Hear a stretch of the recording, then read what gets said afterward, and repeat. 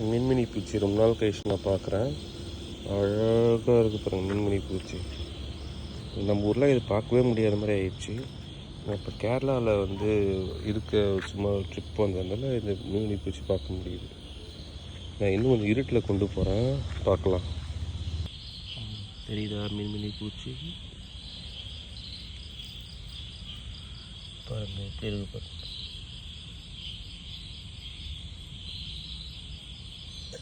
அழகாக என்னுடைய ரெஃப்ளெக்ஷன்ஸ் தெரியுது பாருங்கள். இது வந்து ஒரிஜினலாக எப்படி இருக்குன்னு பார்க்கலாமா? இவர் வந்து எப்படி இருப்பாங்க அப்படின்ட்டு வெளிச்சத்தில் கொண்டு பார்க்கலாம்.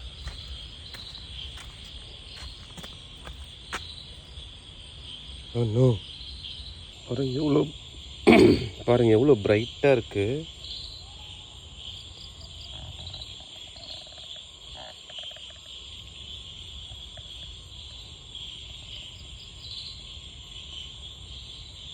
இது வந்து வெளிச்சத்தில் எப்படி இருக்குன்னு தெரியல, பார்க்கலாமா? So they are using their bioluminescence for their light coming out from their body. பாருங்கள், இது வந்து புழு ஸ்டேஜ், லார்வல் ஸ்டேஜில் இருக்குது அந்த மின்மினி பூச்சி. அப்போத்துலேருந்தே அவங்களுக்கு அந்த பேக் ஹேண்ட் சைடில் வந்து அவங்களுக்கு அந்த அப்டமனில் இருக்குது பாருங்கள்.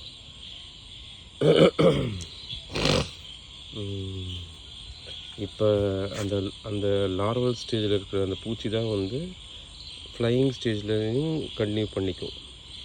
ஸோ இதுதான் பயோலுமினெசன்ஸ். இந்த ஃப்ளோரசன்ஸ் மாதிரியான கலரில் இருட்டில் போகிறோம் பாருங்கள், அப்படி இருட்டில் போகும்போது தெரியுதா?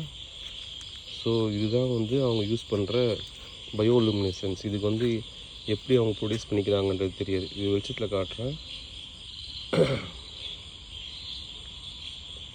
வெளிச்சத்தில்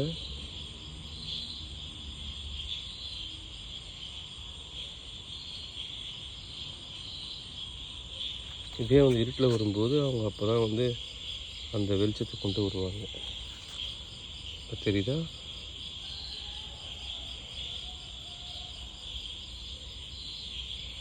ஸோ இதை வச்சு அவங்களுடைய இறையை அவங்க தேடிக்குவாங்க.